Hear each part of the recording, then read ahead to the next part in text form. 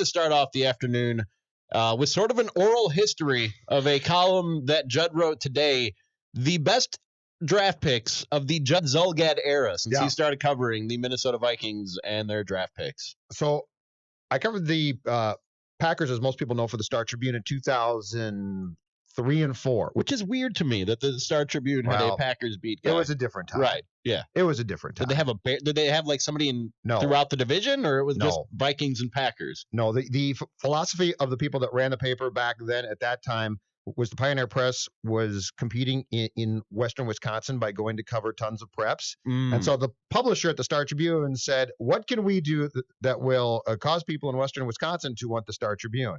Right, cover the Packers. Right. So I covered the Packers in 2003 and 4, which meant I covered the 2005 Packers draft, which of course is the one that Rodgers fell to them at 24th or so. So anyway, my first Vikings draft covering them was 2006. So I'm going on my 14th draft. So last night I sat down and perused the previous 13 drafts. And what I tried to find was the best and worst picks rounds 1 through best and worst. I'm sorry, I left out worst. Yes. Picks, well, of course, me. Picks first round through 4th round. And then only the best picks 5, 6, and 7. Because starting the 5th round, there's just a ton of guys who don't play, you basically. Get a productive football player in rounds 5, 6, or 7, so that's a bonus. So there's no worst, because there's a ton of guys that just simply don't make the team at that point. So do you want, and there's certainly room for debate here, do you want my best and worst? We can start with rounds 1 through 4. Sure. Yeah. Okay. Let's do it. All right. Best first round pick in the past 13 years now, I think without a doubt, has to be Adrian Peterson. Fell to these guys with the 7th overall pick in 2007. He had been hurt, and so teams were a little bit scared of that. I was going to say, I couldn't remember why he would fall. He had I want to say it was a collarbone deal, and it wasn't a big deal. It was this, I mean, it was an issue, but it wasn't that big a deal. Now, did he, I'm trying to remember, did he hurt it in, like, after the season, or did he hurt it because during the season? Okay. During his last season, I believe he did. Because his last game was that Fiesta Bowl they lost to Boise State. Yeah, but he started to fall, and it's one of those weird ones where at first you're like, he's not going to get to 7. Mm-hmm. There's no way he's getting to 7. And then he's at 5, and you're like, this might happen. And then he's at 6, and you're like, darn it. But it was not a great pick, because by the 7th pick, it was an obvious pick. Right. But that is a pick you couldn't pass up. And for as hard as I've been on Peterson through the years about various differing things, when Adrian Peterson got here, yes, he could not really block. And yes, he was not what I would call an adept receiver. But when that guy got the football in his hands, he was beyond dynamic. He was fun to watch. The runner-up, best first-round pick, Harrison Smith. Safety that the Vikings took with the 29th pick in 2012. And what's interesting about this one, they traded down to get him, didn't they? No, they actually traded up. They traded up. They traded. Yeah. Okay. They traded down from picks 3 to 4 with the Browns. So the Browns, in their infinite wisdom, could take Trent Richardson. The Vikings then took Makhlouf. Wait for it, because we'll get back to him in 1 second. But then at the end of the first round, Spielman sent, in fact, I looked this up this morning. Spielman made a trade with the Ravens, which is one of his best trades of all time, where he sent 2 picks to Baltimore. I believe it was a 2nd and 3rd round pick to Baltimore, but he sent 2 picks to move up and took Harrison Smith. Fantastic trade. Absolutely great trade. I mean, yeah, if you can dish off Trent Richardson onto the Browns and get Harrison Smith instead, you did something there. 2nd and 4th round picks. The worst first round pick. And by the way, this is how things have turned out. So people will say, well, this guy was great his first year. But the worst first round pick, based on where he was taken, the expectation, and the fact that he made the Pro Bowl, I believe it was an alternate, but he made the Pro Bowl as a rookie, has to be Makhlouf. Your 4th pick, your 10, he was Manny, he was going to be your left tackle for 10 years. Yeah, that was one of those sure things. Like you draft No Makhlouf, question. you plug him in at left tackle, and you forget about that position for a decade. Yep. And that's what we all said. And his first year, he was magnificent. That's what drove you crazy. Mm-hmm. His first year, Ramie, this guy was otherworldly. You thought to yourself, he's gonna get better. And he started to get hurt.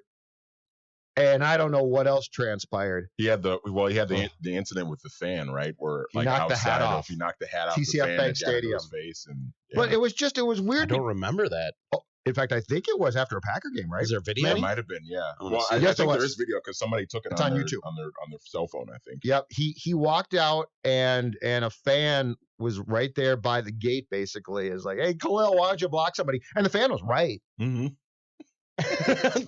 Come on. The fan was absolutely correct. It would have been nice. Yeah. Matt Khalil's legacy in the state of Minnesota, Ramie Makhlouf, will be pizza. What? Why? Pyology pizza places. He opened a chain of restaurants called Pyology. Are they still around? Were they any good? I want some pizza. They might be. But he's going to be remembered for not blocking defensive ends and pizza. Now the runner-up for the worst first-round pick, and I'm curious if you agree or disagree, because I left off a real good potential one here.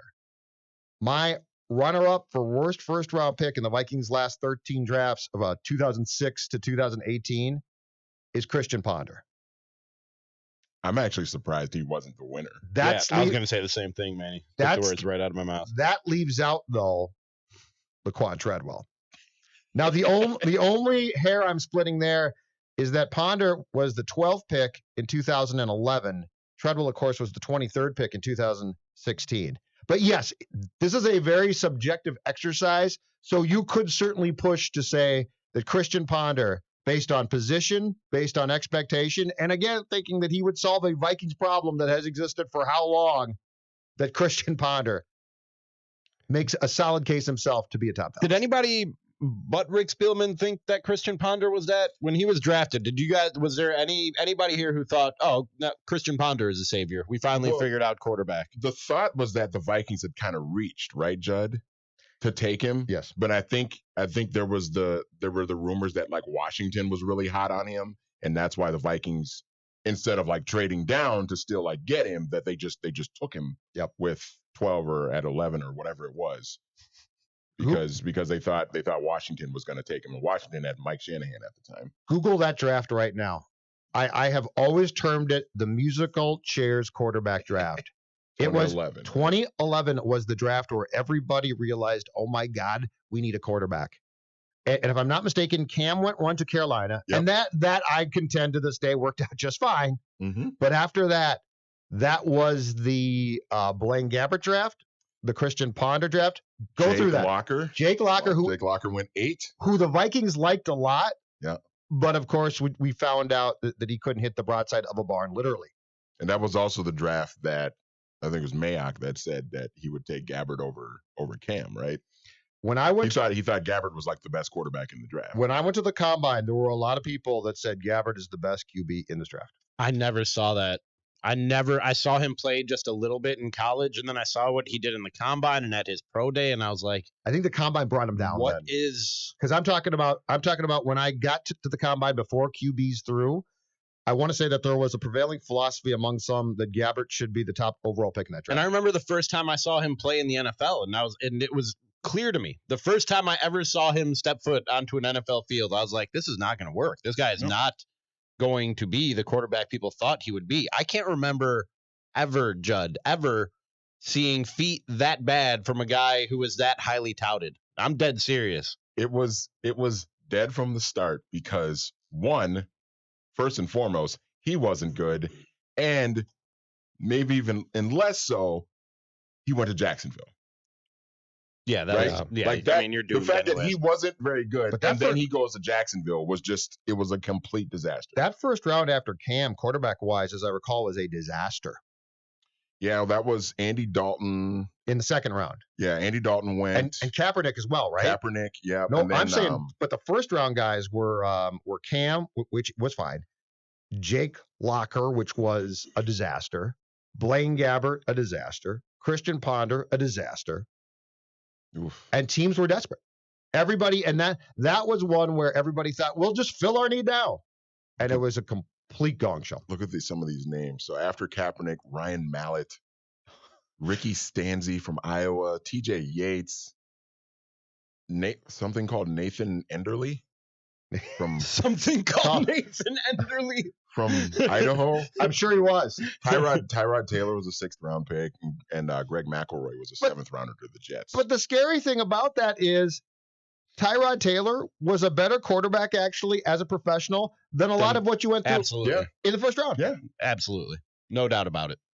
So Christian Ponder. I put Khalil 1, but Christian Ponder number 2 certainly makes a case to edge Makhlouf. See, I might say Christian Ponder is number 1 just because of what it means to either swing and hit it over the fences when it comes to a quarterback, or swing and miss. Like what that means to a franchise in terms of the progress, a franchise moving forward and getting better.